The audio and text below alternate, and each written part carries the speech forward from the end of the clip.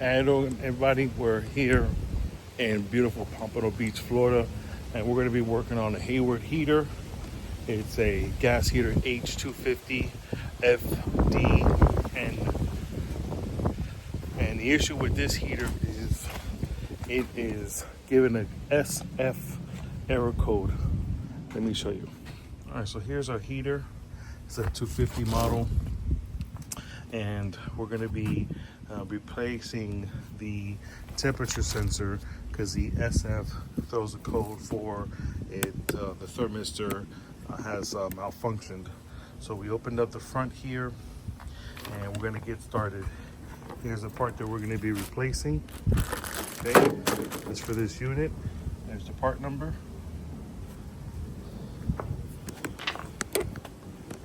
So to get started, we're going to go ahead and we're going to open up this side panel right here. All right, now that we removed all of the fastening screws, we're going to take off our top assembly panel.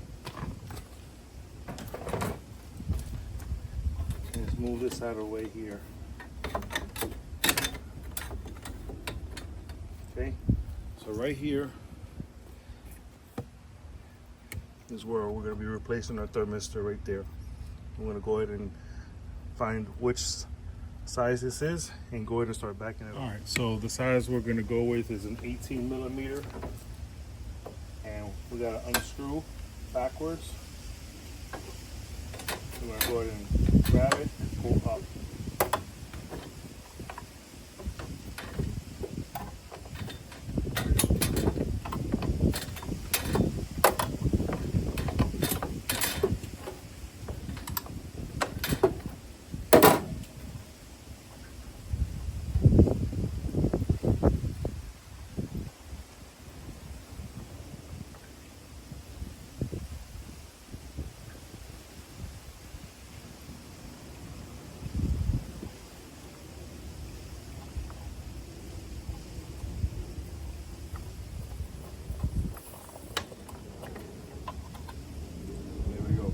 Now we're going to go ahead and we're going to follow the cable back through this port right here.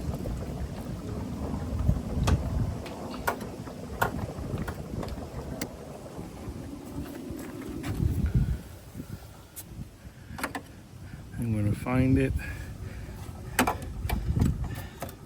and I believe it's going to be up in this area.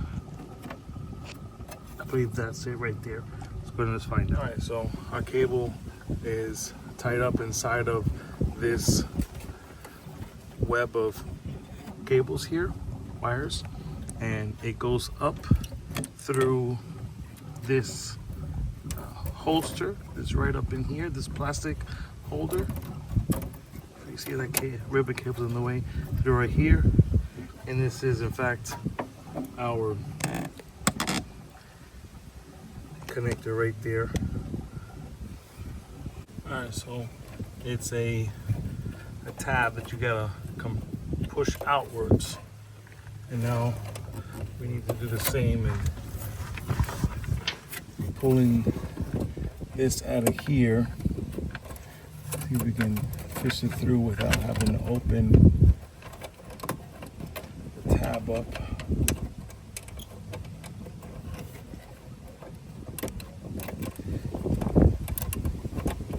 There.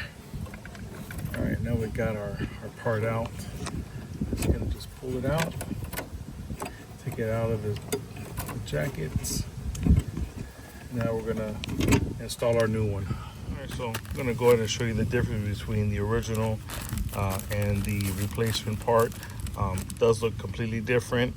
This one had already came with this threaded part, all one unit, including with the thermistor. This one looks like it's a two-part. Let's go and let's open this up and let's see the difference here.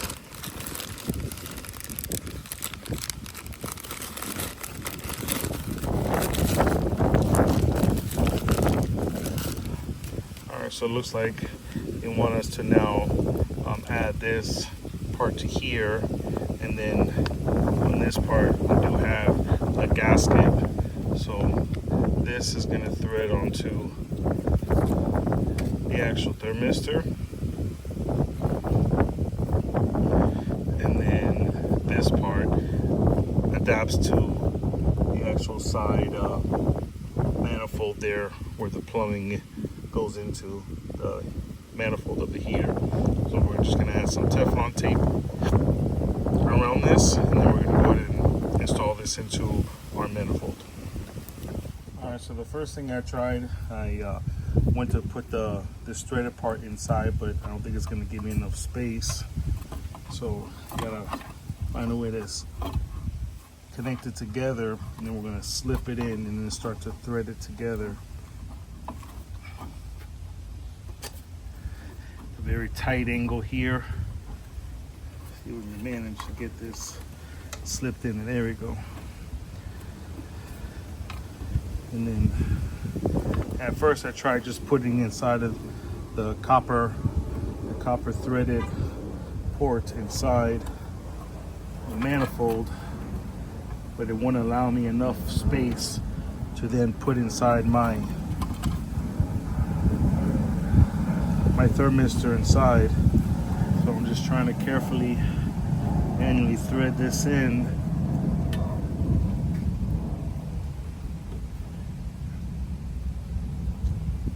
Now I'm dealing with the cable and everything spinning.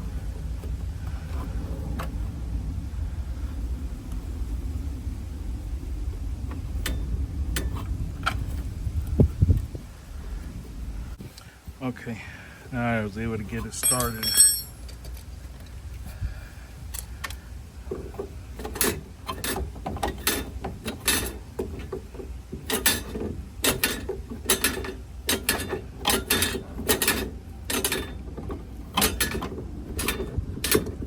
Alright, so back over here, I've already fed my cable back through this hole right through here. And what I'm going to do is, this came with a twist tie. I'm going to twist tie this cable to here. I'm going to feed it through this upper square cable management part up here, this plastic part. I'm going to plug it into my board the same manner that it was before.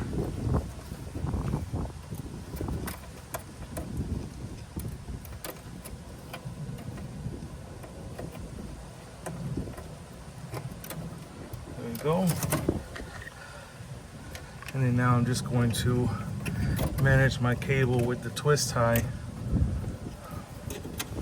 and wrap it around one of these other leads here, so in case if this ever goes bad, it'll be an much easier swap out with the twist tie management than from factory when it's through these zip ties.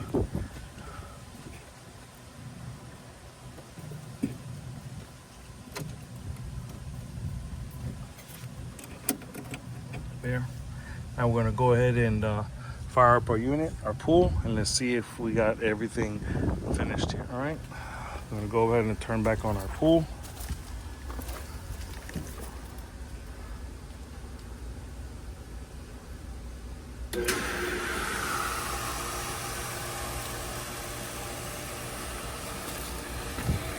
Oh, I believe we turned off the circuit breaker.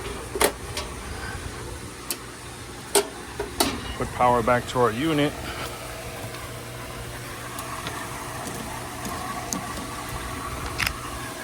Make sure we have no leaks here. Looking good. No leaks. We got water coming in.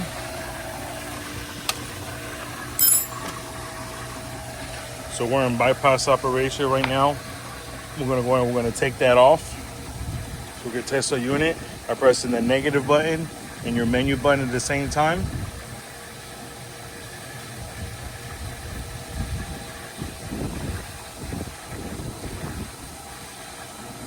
Okay, and now we're at 74 degrees.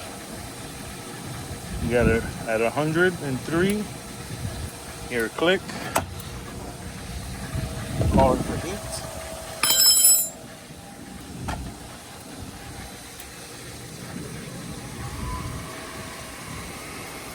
got a fan motor that just kicked on.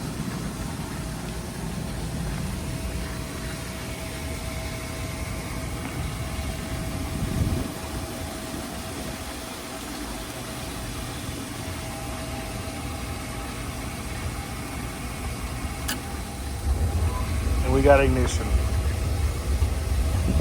All right, now we're gonna wait. We have a good LED light right here. We're gonna wait and ensure we're gonna give this 5 minutes of operation to ensure that that code no longer is there. That you'll get an SF on here. BO stands for bypass operation. All right, we've been operating now for about a good 5 minutes. Got no error codes. Nothing here is turning off as it was before. We got a couple more items that we're going to get to on this repair here. Like we're going to be installing a check valve here on the back side to prevent water from going to the through the outlet side of the heater. When the client doesn't want to use the heater, he can simply rotate that valve, closing off the inlet. Water will come through the bypass, and we'll have a check valve up here preventing the water from going through the backside and just pushing and bypassing and looping the water around when the client doesn't want to use the heater. Well, thanks so much for watching this video on how to repair your Hayward H250 FDN heater. If you have any questions, post your comments down below. Thank you so much for watching the video. Till the next time.